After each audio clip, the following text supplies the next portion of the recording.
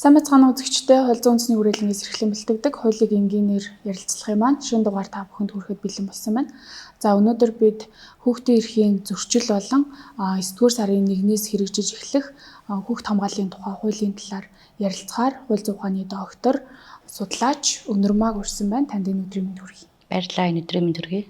Хүүхдийн эрхийн зөрчил Монгол улсад ер нь ямар хуу төвшөнд байна вэ? Ямар төрлийн зөрчлүүд их гараад байна вэ? Энэ талаарх судалгаа байгаа бол бас манай үзэгч сонсогчдод танилцуулж. Прокурорын байгууллагаас ер нь яг энэ хүүхдийн эрхийн зөрчилтэй холбоотой нэлээд хэдэн судалгаа хийсэн байдгийн зүгээр хамгийн сүүлийн одоо юу гэдгийг гэмт хэргийн хохирогч гэдэг юм эсвэл хүчирхийллийн төрлийн хохирогч гэдэг юм ингээд маш олон судалгаа хийсэн байдаг зүгээр яг хамгийн үеийн сүүлийн үеийн одоо шинэ хийгдсэн судалгаа гэдэг ингээд ирэх юм бол яг энэ хүүхдийн эрхийн зөрчил буюу зөрчлийн тухай хуулинд заагдсан энэ зөрчил Монгол улсын хэмжээнд ер нь хэр гардгийм бэ гэдгийг ингээд үтсэн. Тэгэхээр хүүхдийн эрхийн зөрчил гэдэг зөрчил бол ерөөсө 2019 оноос хойш бүр маш огцом өссөн байдаг. Жишээ нь 2019 он зөвхөн бүтэн жилдээ хүүхдийн эрхийн зөрчил улсын хэмжээнд 1500 бүртгэгдчихсэн бол 2020 онд бүр ингээд 3000 гаруй үндсэндээ 2.2 дахин ихссэн байх жишээ нэ. За тэгвэл 2020 оны 1-р улиралд үйлдэгдсэн хүүхдийн эрхийн зөрчлийг 21 онтой 1-р улиралтай харьцуулах бүр 82% өссөн байдаг тий. Тэгэхээр 1-р энэнд нөлөөс олон хүчин зүйл байдаг л да. За мэдээ цар тахлаа сулбаатай одоо ингээд олон сар хугацаагаар одоо гэрийн нөхцөлд үр хүүхдтэйгээ гэр бүлтэйгээ байлаа. Тэгээд энд тэгэхэд нөгөө хүүхэд чуг нь гэр бүлтэйгээ хамгийн аюулгүй тайван орчинд байх ёстой байдал эсрэгээрээ энд хүүхдийн эрх асар ихээр зөрчигдөж эхлээд энэ тоо маш их нөлөөлсөн байдаг.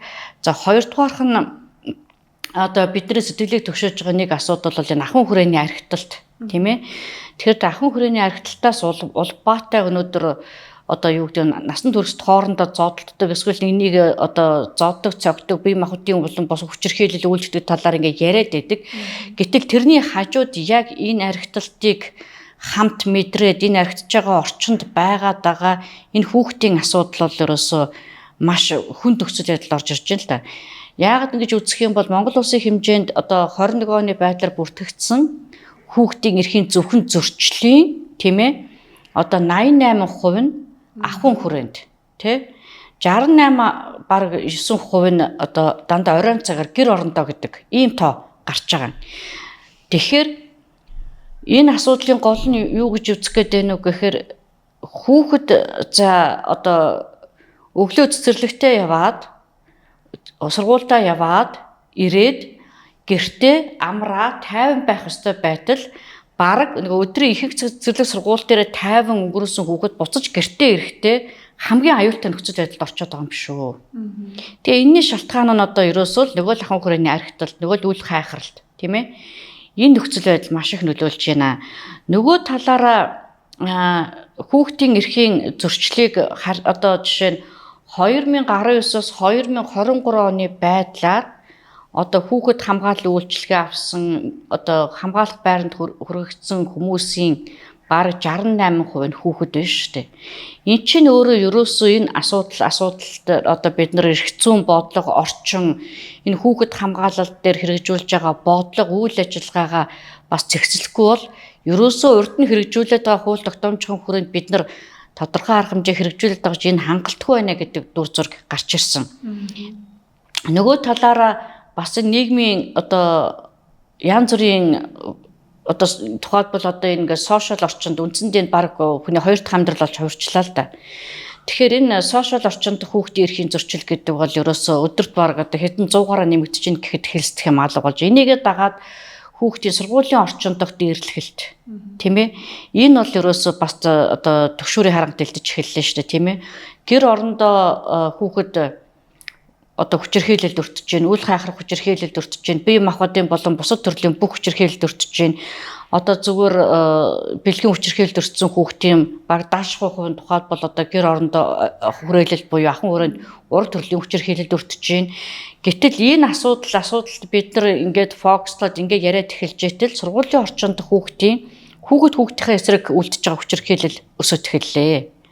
Тэгээ энэ бүхний шалтгаан нөлөөлөл нь одоо юу байдг юм бэ гэд ингээд бүгдийг ингээд судлаад үзэхээр ерөөсөө энийг цэгцэлж нэг мөр болгох тийм ээ асуудал заашгүй гарч ирсэн. Тэгэхээр нөгөө нийгмийн хөгжлөд дагаад угаасаа энэ хүүхэд хамгааллын тухай хууль, гэр бүлийн хүчирхийлэлтэд дэмжих тухай хууль гэдэг ингээ олон хуульд өөрчлөлт оруулахаас өмнө бид нар энэ суур хурал хүүхэд хамгааллын тухай хууль одоо өнөөдөр хүчин төгөлдөр мөрдөөдөж байгаа энэ хууль маань яг бидний энэ яриад байгаа асуудлыг жишээ нь цогцоор нь авч үзэж чадчихсан үгүй юу гэдэг дээр илүү бас тулгуурлаж ярих хэрэгтэй болов уу гэж бодож байна. Зөрчил бол ингээд жил ирэх тусам нэмэгдээл байгаа юм байна шүү дээ. Тэгэхээр энэ зөрчлүүдийг зохицуулах тэр эрх зүйн орчин нь буюу 16 оны хүчин төгөлдөр мөрдөгдөж байгаа хууль маань өөрөө ямар асуудал дагуулж байна?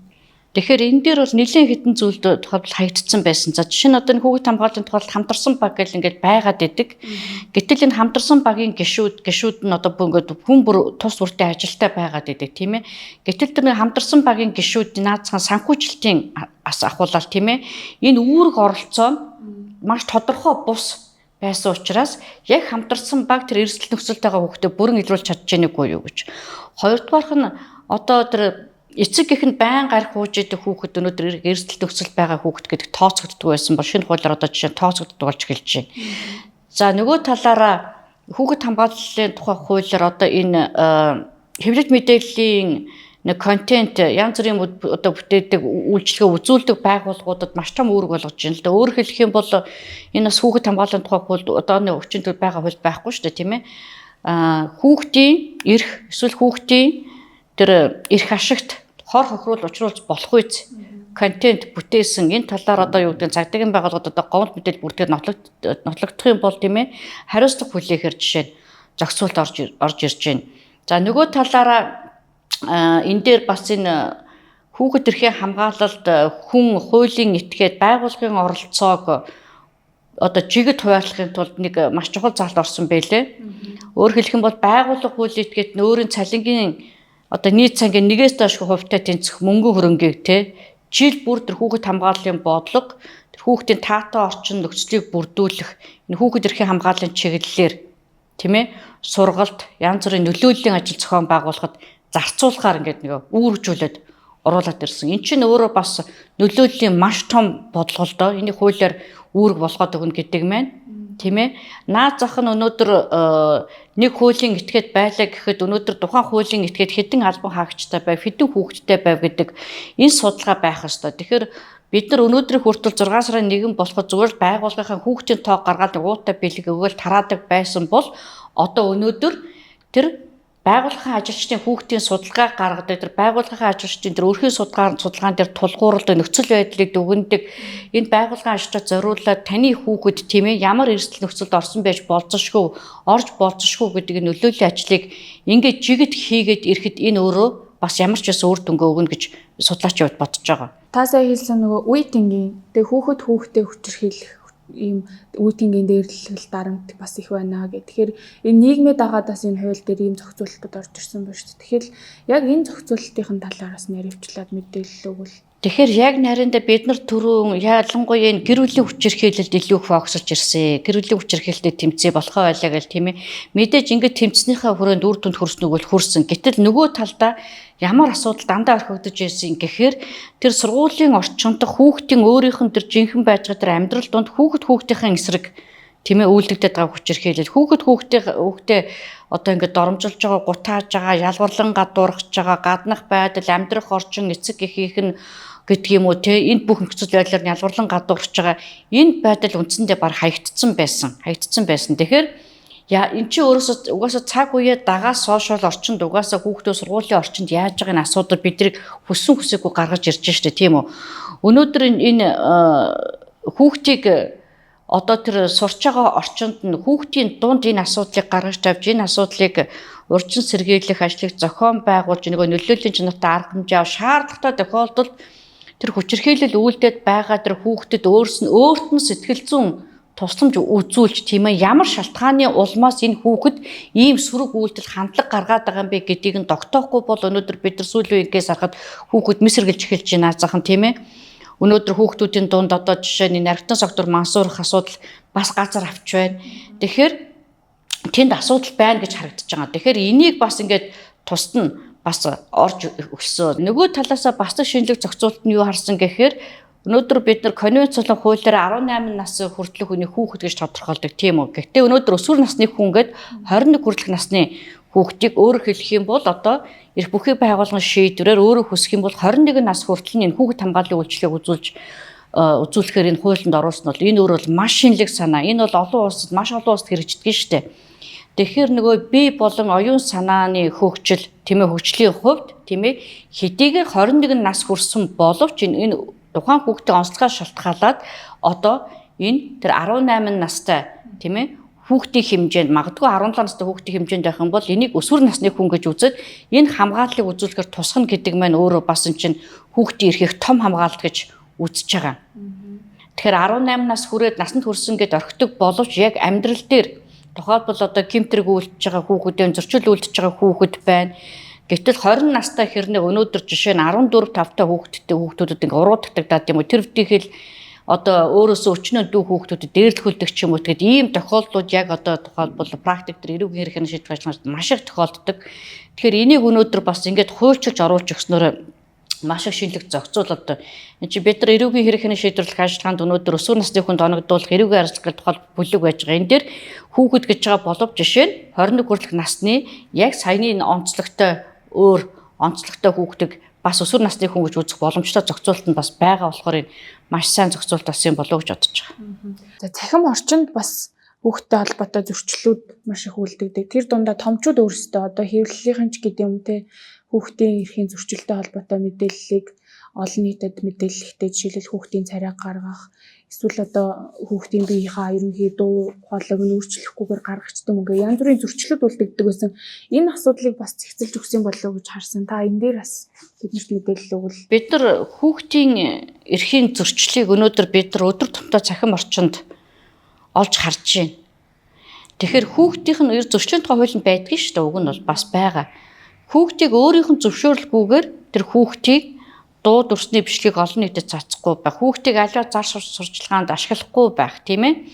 Энэ угаасаа уг нь хуулинд байдаг. Гэхдээ ерөөсөө энэ одоо хэрэгждэггүй, эсвэл энэ зөрчилд арга хэмжээ авдаггүй. Ийм л асуудал байгаа байхгүй. Тэгэхээр одоо энэ хүүхэд хамгааллын тухай хэрэгжээд эхэлснээр угаасаа одоо энэ чинь дагаад бараг 13 4 хуульд нэмэлт өөрчлөлт орж ирнэ.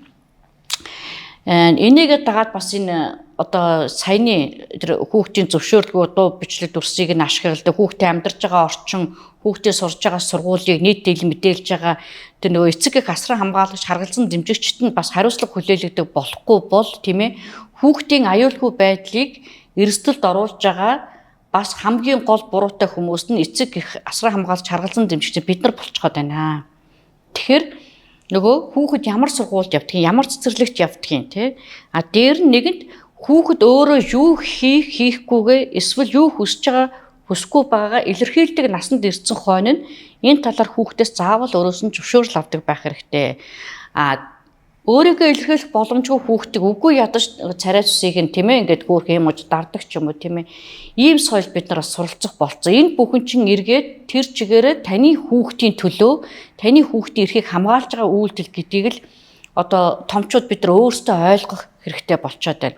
108 утсанд ирж байгаа дуудлагын бараг 30 орчим хувь нь хүүхдийг үл хайхрах хүчирхэлтэй холбоотой дуудлага ирж байгаа гэдэг юм л та. Тэгэхээр практик дээр аваад үзэх юм бол эцэг эхчүүдийн ямар үйлдэлийг хүүхдэд үл хайхрах үйлдэл гэж үзээд байна вэ? За энэ хүүхдийг үл хайхрах хүчирхийл гэдэг бол үндсэндээ хүүхдийг хайр халамжаар дутаах, хүүхдийг эстоох үйлдэл байж байгаа. Өөрөөр хэлэх юм бол жишээ нь хүүхдийн өсөж тойрнох, боож наад захын хэрэгцээ нь эцэг эхтэйгээ харилцаанд оролцох явдал байдаг, тийм ээ. Тэгэхэд өнөөдөр хүүхэд одоо зүгээр бид нар яриа л да хүүхэд өнөөдөр дэлгэцийн донтолд автцсан байна гэдээ бид нар бас яриад байна шүү дээ. Энд чинь нөгөө хүүхдийг өөрийг нь өөрөөр нь сатааруулах гад өөрөө хүүхдтэйгээ харьцгаа цааргалахын тулд хүүхдийг дэлгэцийн донтолд авах нөхцөлийг хэн бүрдүүлж өгч байгаа.